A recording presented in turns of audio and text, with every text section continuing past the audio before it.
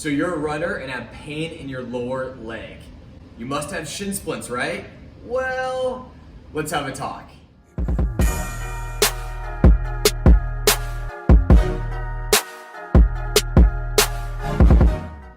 Welcome to episode number 3 of 10 Minutes with Tangelo.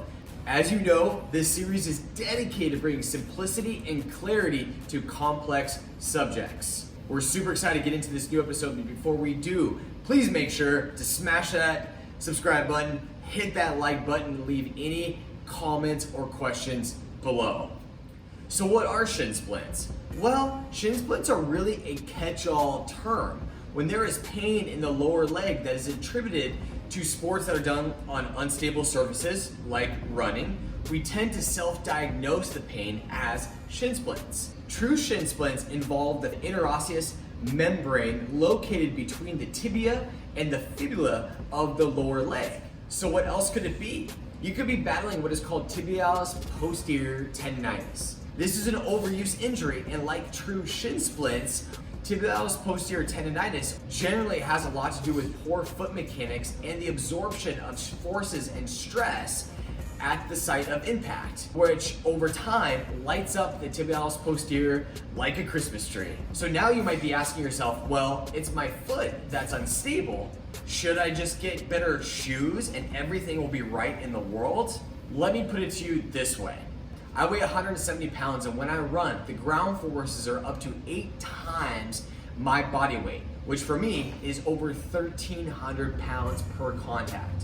Do you think a 13-ounce shoe is going to be the end-all cure-all? Think about it. Yes, proper footwear is important. That's not debatable. What I want you to also understand is your foot and how it functions within your shoe is equally, if not more important. Remember what I said in the plantar fasciitis video last week? Each foot has 26 bones, 30 joints, and over 100 muscles, tendons, and ligaments. They should be appreciated and given special attention. And oh, don't get me started on the hips.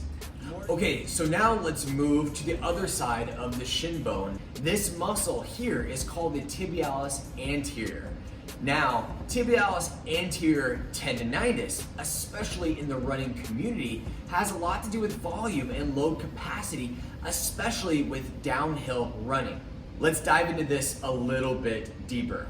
So when we run downhill, our heel tends to hit the ground first. This contact creates a slap or whip-like effect of the forefoot towards the floor. To control this motion of the forefoot, the tibialis anterior muscle eccentrically contracts. So think about it this way. Say you take 180 strides per minute when you run. That's 90 steps per side, and therefore 90 contractions of the tibialis anterior muscle, particularly if you tend to heel strike. Run for 20 minutes, and that's 1,800 contractions of that little strip of muscle. Needless to say, you need to be intentional about your training volume and understanding that the capacity of the muscle needs to match the demand of your sport. Now, let's get into some exercises that can help you prevent shin splint-like symptoms.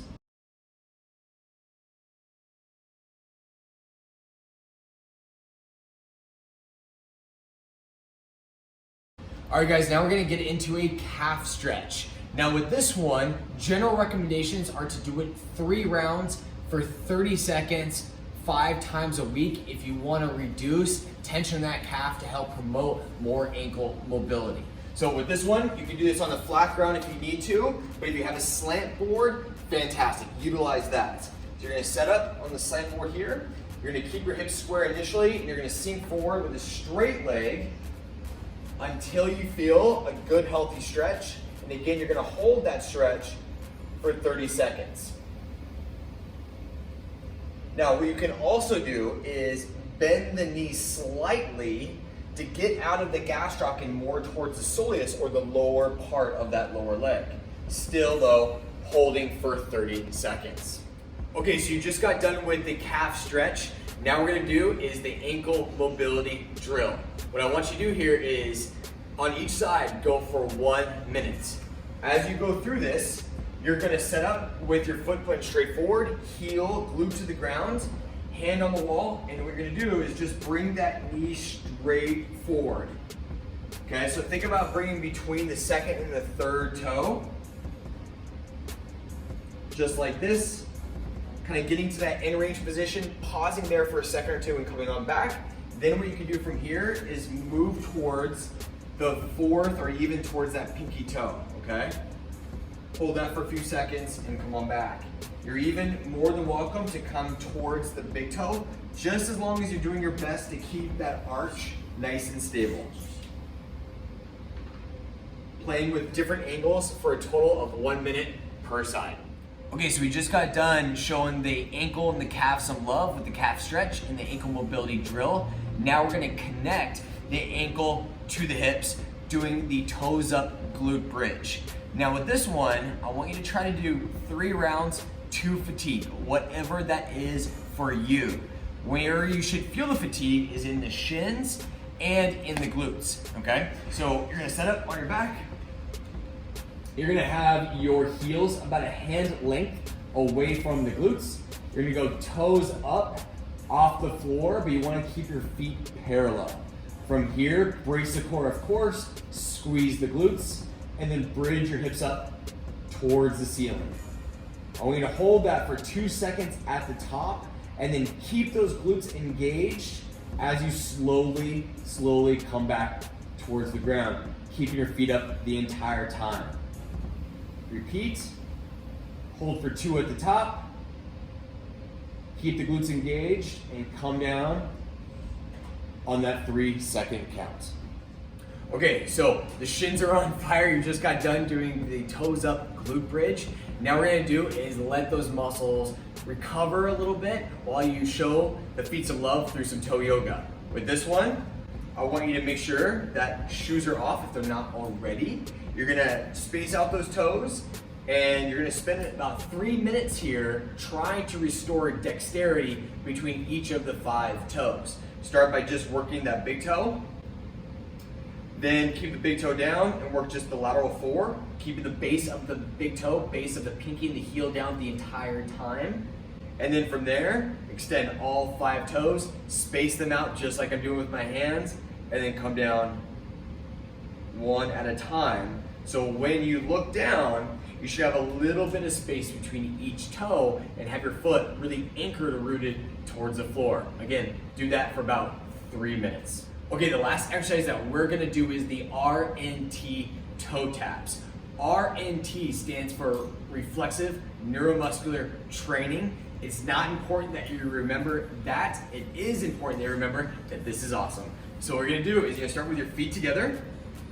You're gonna space out those toes, and you're going to root your toes down towards the ground, just like you did with the toe yoga. From there, you're gonna balance on one leg, keeping the knee in line with the middle of the foot, keeping the hips level, and then you're just gonna tap.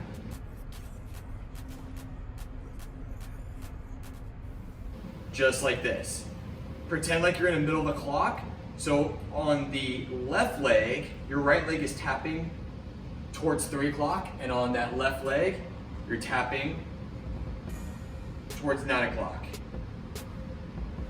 Do this like 2 to 3 rounds for 60 seconds. You should feel the fatigue on the outside of those hips. You should definitely feel like you are more in tune with your body. Have fun with those. Thank you so much for watching this video. Did you learn something? Did you like it? Did you love it? Did you loathe it? Let us know in the comments below. Also, what topics would you like us to cover next? Let us know in the comments below as well. Until next time, stay awesome and go Tangelo.